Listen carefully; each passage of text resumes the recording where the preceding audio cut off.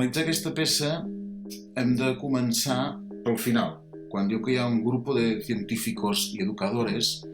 A part del senyor José Luis Corral, caldria saber quins científicos són aquells dels que parlen. És curiós que a vegades quan els historiadors diguen que són científics sembla que no ens prenen gaire seriosament, però ara es veu que sí, que en trobaran. I després, a part d'això, parla d'uns educadores.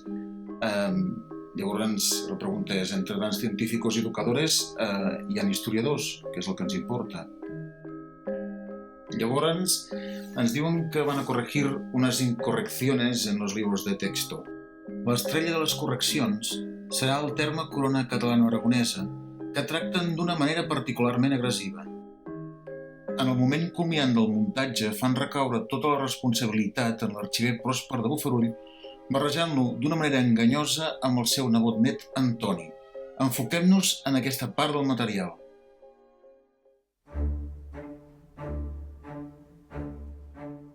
Ens hem fixat que com a mínim hi ha 3 nivells d'informació simultània presentada d'una manera realment confusa.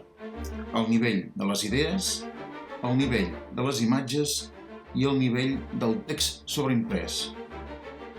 En el nivell de les idees, la primera idea és que Pròsper de Bofarull va manipular un llibre, un manuscrit de 1238.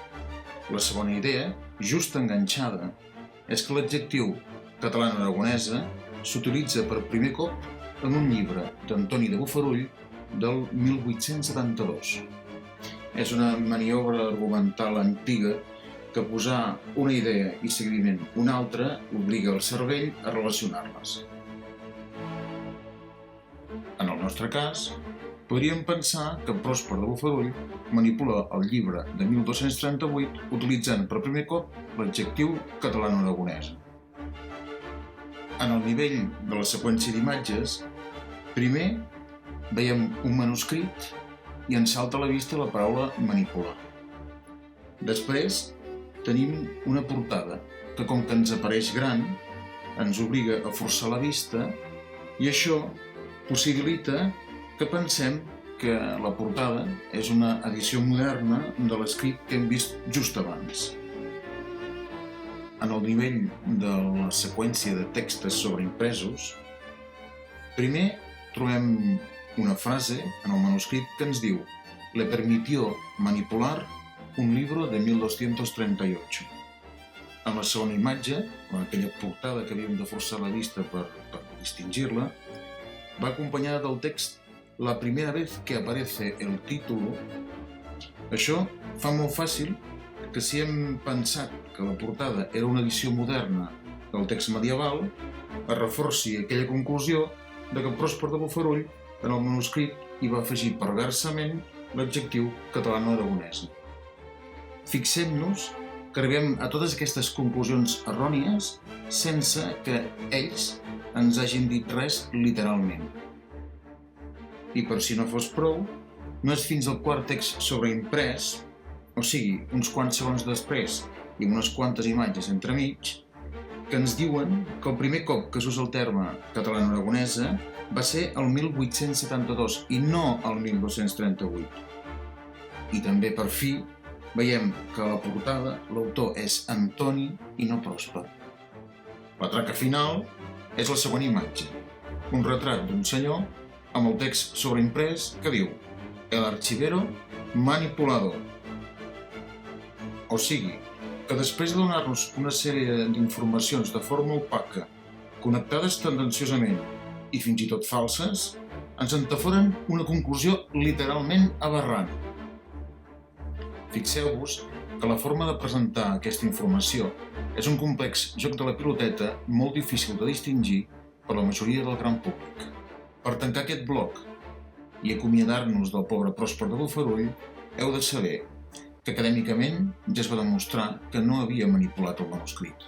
D'altra banda, l'edició va sortir l'any 1856, és a dir, 16 anys abans de l'adjectiu catalano-aragonesa. Finalment, el 1856, heu de saber que el catalanisme pràcticament no estava articulat i encara menys tenia expressió política. És a dir, en Pròsper de Bofarull i el terme catalano-aragonesa no tenen res a veure.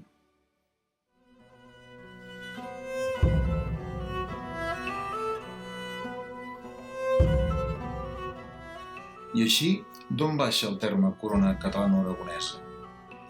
Doncs bé, com tants altres termes utilitzats per la historiografia, simplement és una manera de parlar d'aquella realitat diversa que hi havia. Podem parlar de corona d'Aragó, efectivament, però en història és important que les coses quedin clares, que ens entenguin. Llavors el terme corona catalano-aragonesa reflecteix molt millor l'equilibri de poder i l'origen d'aquesta entitat política. Llavors, què passa? Els catalans som els únics que fem servir nous termes. És un deliri nacionalista? És una conspiració del Club Super 3? És una antiga i vella manipulació, com ens insinuen en aquesta polèmica dissenyada per la gent del país? Doncs no. Perquè Antoni de Bofarull enlloc diu que a l'època parléssim de corona catalano-aragonesa. Enlloc en cap moment diu que fos així. I no hi ha cap historiador, sigui americà, sigui anglès, sigui alemany, sigui francès, sigui català, que utilitzi aquest terme, que afirmi que en aquella època es parlés de corona catalano-aragonesa. O sigui, és un terme actual per parlar d'una realitat d'aquella època. Un terme que es fa servir a Catalunya i en general tot l'àmbit historiogràfic, especialment en la història medieval. Fluctuant. De vegades es parla més de corona d'Aragó i d'altres els autors fan servir més el terme corona catalano-aragonesa. I precisament un autor molt important que fa servir aquest terme és l'historiador britànic David Abulafia. És d'origen sefardí, un avantpassat seu va ser un important filòsof medieval, i ell en la Guerra dels 200 anys ho diu molt clarament. El d'Aragó, corona d'Aragó, és un terme poc apropiat i poc entenedor en aquest sentit. I aquest senyor no va ser educat en la normalització lingüística ni per en Pujol, d'acord? És un medievalista especialitzat en el Mediterrani, les cultures en contacte, i amb una afirmació tan contundent com aquesta, ell no hi guanya absolutament res.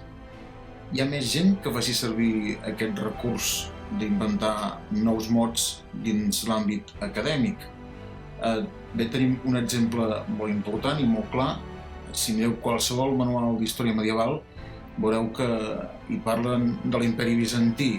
Doncs l'imperi bizantí és un mot, un concepte inventat al segle XIX per descriure una realitat de l'època medieval que era l'imperi romà d'Orient, i ells mai es van autoanomenar bizantins.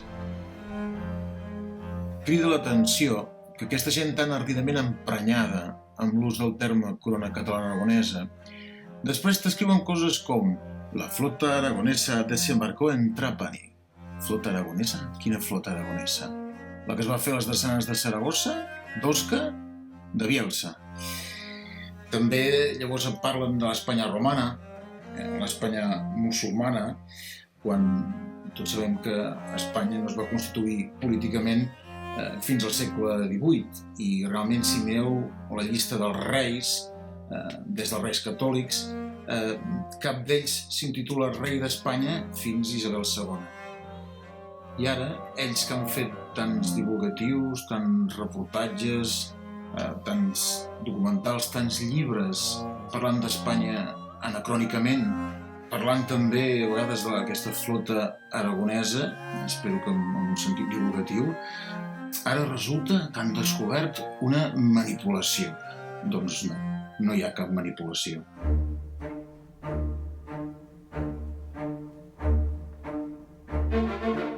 No hi ha cap manipulació, primer, perquè l'expressió corona catalana-aragonesa no es va posar mai amb la intenció de fer pensar a ningú que fos el mot que s'emprava a l'edat mitjana o a l'edat moderna. Segon, aquesta pràctica acadèmica terminològica de posar noms actuals per entendre una realitat històrica anterior és neutral, és habitual i és molt útil. Tercer, aquí hi ha hagut actes d'injúria i calúmnia comesos amb traïdoria envers persones que ja no es poden defensar. Heu de saber que Pròsper de Bofarull va ser qui va salvar l'arxiu de la Corona d'Aragó de la seva més que probable destrucció, un centre d'investigació imprescindible per conèixer la història de l'Europa occidental i del Mediterrani. I quart, quan diuen que rectificaran una sèrie d'incorreccions als llibres de text d'ESO, parlem en plata.